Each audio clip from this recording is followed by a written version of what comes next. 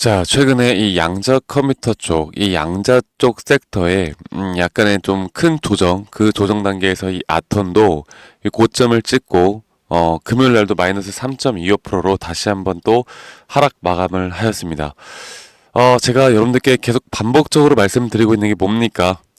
아톤이던 뭐 엑스게이트든 뭐든 우리나라 이 양자 쪽에 대한 흐름들, 이 섹터의 흐름은 이 아이온큐나 이 미국 나스닥 쪽의 양자 컴퓨터의 섹터의 흐름과 거의 동일시하게 흘러간다. 그래서 이 아이온큐도 마이너스 6.4%로 하락 마감을 하였기 때문에 내일 약간의 약세가 나올 수는 있겠지만 이 아톰 같은 경우는 현재 이 파동적인 부분들로 봤을 때 현재 구간에서의 조정은 분명 단기 고점이 나온 게 맞고 이 조정 또한 충분히 주어지고 그 다음에 저는 다시 한번 주가는 올라갈 수 있도록 봅니다. 왜냐면 이제 양자 쪽 최근에 뭐 미국 중국 양자 전쟁이다 보다 그리고 최근에 양자 쪽에 대한 그 기대감 그리고 그 기대감에 따른 이 섹터의 흐름은 올해 2025년도 상반기뿐만 아니라 앞으로 계속 지속되어 갈 수밖에 없고 앞으로 떠오르는 그런 섹터이고 그리고 시간이 지나면 지날수록 더욱더 여기에 대한 집중도와 관심도가 높아질 수밖에 없는 그런 종목이기 때문입니다.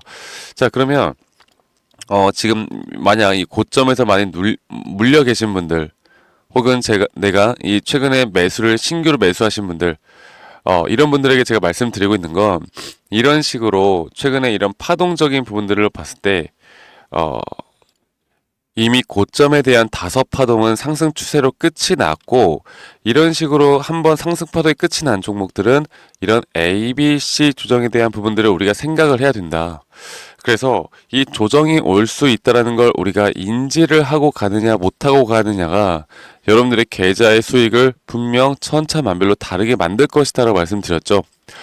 제가 최근에 야톤에 대해서 영상을 안 찍었던 이유는 저희 구독자분들에게 여기에 대한 확실한 타점이 나올 때까지는 어떤 언급도 제가 구독자방에서는 브리핑 해드렸지만 영상으로는 언급을 하지 않겠다고 말씀드렸지만 지금 이 자리에서 또 혹여나 저점이다 아니면 야 이거는 끝이 났다라고 하면서 매도를 해야 된다 이런 식으로 성급하게 생각할 필요는 없다라는 거죠.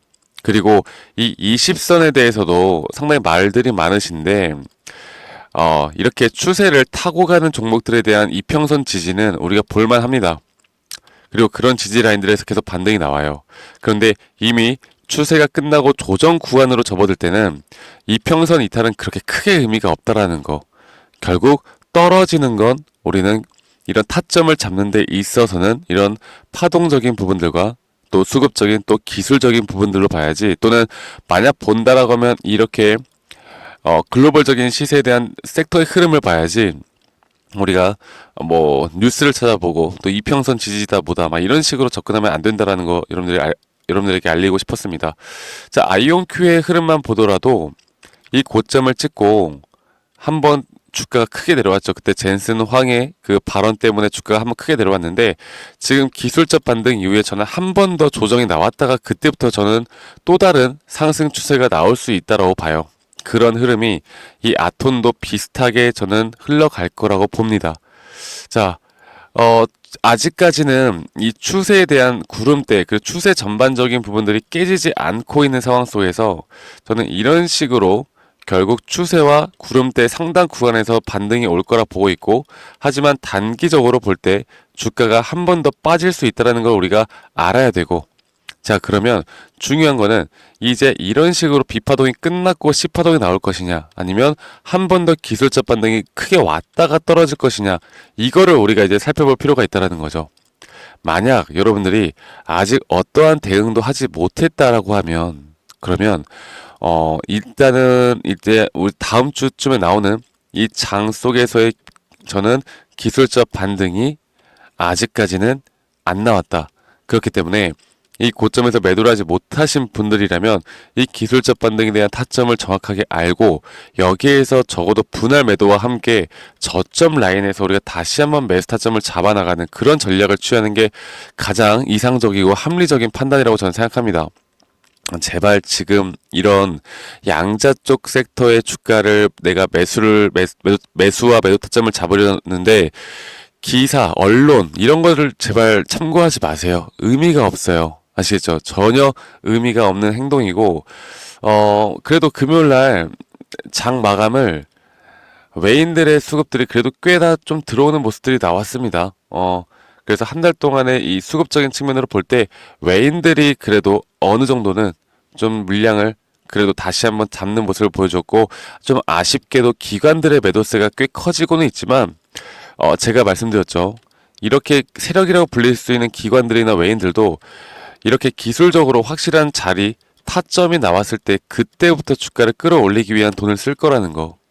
그래서 이게 현재 아직 기술적 반등에 대한 부분들 타점, 매도, 그리고 그 다음에 나오는 우리가 확실한 자리에서의 또 매수 타점, 이런 것들만 잘 알고 가도 아톤에 대한 여러분들 지금 수익을 만약에 손실이 커진다 하더라도 이 손실을 최대한 빠르게 메꿀 수 있는 방법은 분명히 있다.